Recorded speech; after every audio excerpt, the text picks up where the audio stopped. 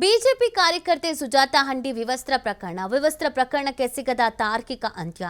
ಕಳೆದ ಒಂದು ವಾರದಿಂದ ಬೀಡು ಬಿಟ್ಟ ಸಿಐಡಿ ಟೀಮ್ 3 ತಂಡಗಳಾಗಿ ತನಿಖೆ ನಡೆಸ್ತಾ ಇರುವ ಅಧಿಕಾರಿಗಳು. ಒಂದೊಂದು ಟೀಮ್ ಒಂದೊಂದು ಆಯಾಮದಲ್ಲಿ ತನಿಖೆ. ವರದಿ ಸಿದ್ಧಗೊಂಡ ಬಳಿಕವೇ ವಿವಸ್ತ್ರ ಪ್ರಕರಣಕ್ಕೆ ಬ್ರೇಕು. ಹಲವು ಪ್ರಶ್ನೆಗಳಿಗೆ ಸಿಗಬೇಕಾಗಿದೆ ತನಿಖೆಯಿಂದ ಉತ್ತರ. ನೋಡಿ, ತನಿಖೆಯನ್ನು ನಡೀತಾ ಇದೆ, ಆದರೆ ನಿಖರವಾಗಿ ಒಂದು ಕ್ಲಾರಿಟಿ, ತಾರ್ಕಿಕ ಅಂತ್ಯ ಅಂತ ಏನು ಹೇಳ್ತಾರೋ ಇದು ಸಿಗ್ತಾ ಇಲ್ಲ. ಇಲ್ಲಿ ಈ ಪ್ರಕರಣದಲ್ಲಿ ಪೊಲೀಸರನ್ನು ಎಳೆದಂದಾಗಿದೆ, ಪೊಲೀಸರ ಮೇಲೆ ಗೂಬೆ ಕೂರಿಸಾಗಿದೆ, ಎತ್ತಂಗಡಿ ಮಾಡಲಾಗಿದೆ. 3 ತಂಡಗಳಿಂದ ಅಧಿಕಾರಿಗಳು ತನಿಖೆ ನಡೆಸ್ತಾ ಇದ್ದಾರೆ. ಬಟ್ ಮಾಹಿತಿ ಅನ್ನೋದು ನಿಖರವಾಗಿ ತಾರ್ಕಿಕವಾಗಿ ಸಿಗ್ತಾಗಿಲ್ಲ. ಈ ಪ್ರಕರಣದಲ್ಲಿ ರಾಜಕೀಯ ಬೇರೆ ಮಿಶ್ರಣ ಆಗ್ಬಿಟ್ಟಿದೆಯಲ್ಲ, ಹಾಗಾಗಿ ಏನೋ ಒಂದು ಹೇಳಲಿಕ್ಕೂ ಆಗಲ್ಲ.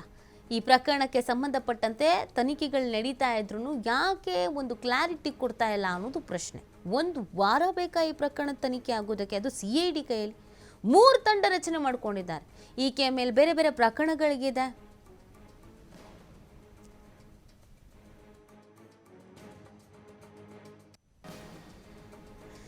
ಬಿಜೆಪಿ ಕಾರ್ಯಕರ್ತೆ ವಿವಸ್ತ್ರ ಪ್ರಕರಣಕ್ಕೆ ಸಂಬಂಧಪಟ್ಟಂತೆಗೆ ಯಾವಾಗ ಹಾಗಿದ್ರೆ ಒಂದು ತಾರ್ಕಿಕ ಅಂತ್ಯ ಸಿಗತ್ತೆ ಅನ್ನೋದು ಪ್ರಶ್ನೆ. ಎಲ್ಲಿ ಅಧಿಕಾರಿಗಳಿಗೆ ಹಿನ್ನಡೆ ಆಗ್ತಾ ಇದೆ, ಎಲ್ಲಿ ಅಧಿಕಾರಿಗಳಿಗೆ ಸಮಸ್ಯೆ ಆಗ್ತಾ ಇದೆ, ಯಾಕೆ ಇಷ್ಟು ತಡವಾಗ್ತಾ ಇದೆ, ಎಂತೆಂಥದೋ ಪ್ರಕರಣಗಳನ್ನು 2-3 ದಿನದಲ್ಲಿ ಹೇಳುವಂಥವ್ರು 1 ವಾರ ಆದ್ರೂ 3 ತಂಡ ರಚನೆ ಮಾಡ್ಕೊಂಡ್ರು ಹಿಂದೇಟ್ ಹಾಕ್ತಾ ಇದ್ದಾರೋ, ಒತ್ತಡ ಇದೆಯೋ, ಸಾಕ್ಷಿಗಳ ಕೊರತೆ ಇದೆಯೋ, ಅಥವಾ ನಿಜ ಏನಿದೆ ಅದನ್ನು ಹೇಳೋದಕ್ಕೆ ಸಮಸ್ಯೆ ಆಗ್ತಾ ಇದೆಯೋ ಅರ್ಥ ಆಗ್ತಾ ಇಲ್ಲ.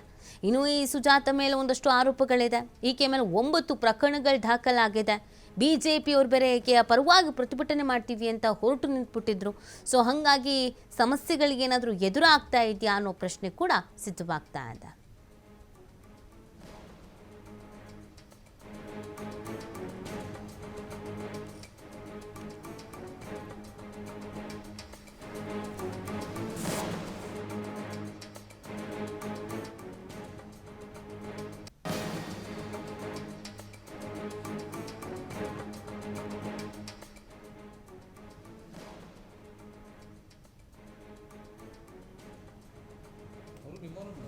ಈ ಬಗ್ಗೆ ಮಾಹಿತಿ ನೀಡ್ತಾರೆ ನಮ್ಮ ಪ್ರತಿನಿಧಿ ಯಲ್ಲಪ್ಪ. ಯಾಕೆ ಸಮಸ್ಯೆ ಆಗ್ತಾ ಇದೆ? 3 ವಾರ 3 ತಂಡ ಅಂತ ಬಂದ್ರೂ ಕೂಡ ಈಗ ಇನ್ನೂ ತನಿಖೆ ನಡೀತಾನೇ ಇದೆ ಅಂತ ಹೇಳ್ತಾ ಇದ್ದಾರೆ. ಒತ್ತಡ ಇದೆಯೋ ಅಥವಾ ಏನು ಗೊಂದಲ, ಎಲ್ಲಿ ಕಿರಿಕಿರಿ ಆಗ್ತಿದೆ ಅಂತ? ನೀತಿ ಏನು, ಹುಬ್ಬಳ್ಳಿಯ ಬಿಜೆಪಿ ಕಾರ್ಯಕರ್ತೆ ಸುಜಾತಾ ಹಂಡಿ ಪ್ರಕರಣ ನಡೆದು ಈಗಾಗಲೇ ಅಂತಂದ್ರೆ 10-15 ದಿನಗಳ ಕಳೆದು ಹೋಯಿತು. ಪ್ರಕರಣ ಆಗಿದ್ದು ಇಲ್ಲಿ ಅಂದ್ರೆ ಜನವರಿ 2ರಂದು ಈ ಪ್ರಕರಣಗಳನ್ನ ಸುಜಾತಾ ಹಂಡಿ ಬಂಧಿಸ್ಲಿಕ್ಕೆ ಹೋದಾಗ ಹೈಡ್ರಾಮಾ ಆಗಿದ್ದು ಇದೇ ತಿಂಗಳು 5ರಂದು. ಈಗಾಗಲೇ ಅಂತಂದ್ರೆ ಸಿಐಡಿ ತನಿಖೆ ಆಗಿದೆ. ಇವತ್ತಿಗೆ ಹುಬ್ಬಳ್ಳಿಗೆ ಬಂದು ಸಿಐಡಿ 8 ದಿನಗಳ ಕಳೆದೆ. 2 ದಿನಗಳ ಕಾಲ ಇಲ್ಲಿ ಸಿಐಡಿ ಅಧಿಕಾರಿಗಳು ಆ ದಾಖಲೆಗಳನ್ನ ಅಂದ್ರೆ ಆ ಕಡತಗಳನ್ನ ಸಂಗ್ರಹಿಸುವುದೇ ಅವ್ರಿಗೆ ದೊಡ್ಡದಂತಹ ಒಂದು ಸವಾಲಿನ ಕೆಲಸ ಆಯ್ತು. ಪ್ರಾರಂಭದಲ್ಲೇ ಒಂದು ಟಿವಿ ಒಂದು ವರದಿ ಮಾಡಿತ್ತು. ಏನು ಅಂದ್ರೆ ಇಲ್ಲಿ 5 ಪ್ರಕರಣಗಳಲ್ಲಿ 90% ವಿಚಾರಣೆ ಮುಗಿದು ಹೋಗಿದೆ. ಇನ್ನೊಂದು ಪ್ರಕರಣದ ಅವ್ರಿಗೆ ಬಹಳಷ್ಟು ಸಿಐಡಿಗೆ ದೊಡ್ಡದಂತ ಒಂದು ತೊಡಗು ಬಂದಿದೆ ಅಂತೇಳಿ.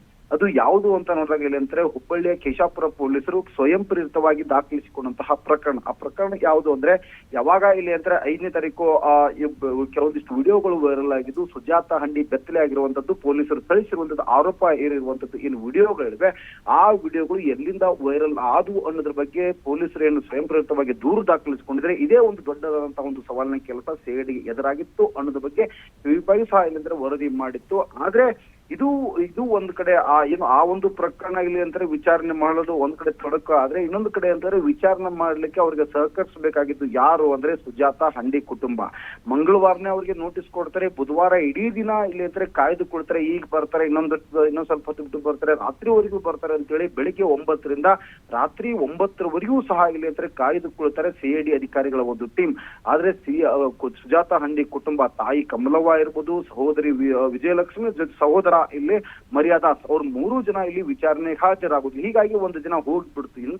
ಇಂತಹದೇ ಇಲ್ಲಿ ಒಂದ್ ಕಡೆ ಆದ್ರೆ ಸರಿಯಾದ ರೀತಿಯಾಗಿ ಆ ಕುಟುಂಬ ಇಲ್ಲಿ ವಿಚಾರಣೆಗೆ ಸಹಕರಿಸಿಲ್ಲ. ಇದು ಇಲ್ಲಿ ಅಂದ್ರೆ ವಿಚಾರಣೆಗೆ ತನಿಖೆಗೆ ತೊಡಕಾಗ್ತಾ ಇದೆ. ಸರ್ಕಾರಕ್ಕೆ ಒಂದು ವರದಿಯನ್ನ ಸಿದ್ಧಪಡಿಸಿ, ಯಾಕೆ 5 ದಿನಗಳ ಕಾಲ ಸರ್ಕಾರ ಗಡುವು ಕೊಟ್ಟಿತ್ತು, 5 ದಿನಗಳಲ್ಲೇ ಇವತ್ತು ವಿಚಾರಣೆ ಪೂರ್ಣಗೊಳಿಸಿ ವರದಿ ಕೊಡಬೇಕು ಅಂತೇಳಿ ಸರ್ಕಾರ ಖಡಕ್ ಆದೇಶನ ಕೊಡುತ್ತೆ. ಯಾಕಂದ್ರೆ ಸರ್ಕಾರಕ್ಕೆ ದೊಡ್ಡದಂತಹ ಮುಜುಗರ ಇಲ್ಲಿ ಈ ಒಂದು ಪ್ರಕರಣ ಆಗಿತ್ತು.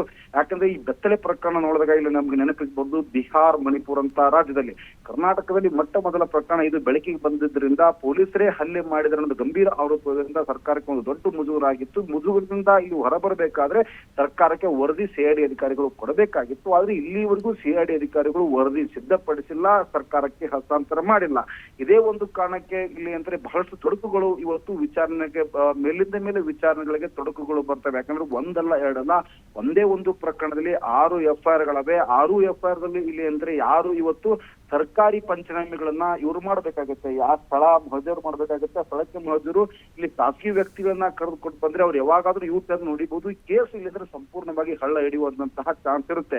ಹೀಗಾಗಿ ಅದಕ್ಕೆ ಅವಕಾಶ ಕೊಡಬಾರ್ದು ಅಂತ ಹೇಳಿ ಸರ್ಕಾರಿ ಪಂಚರಂತ ಏನಂತಾರೆ ಅವರನ್ನೇ ಕರೆದುಕೊಂಡು ಇಲ್ಲಿಂದ್ರೆ ಸ್ಥಳವನ್ನ ಮಹಜೂರು ಮಾಡಬೇಕು. ಹೀಗಾಗಿ ಇಲ್ಲಿದ್ರೆ ಯಾವುದೋ ಒಂದು ಸರ್ಕಾರಿ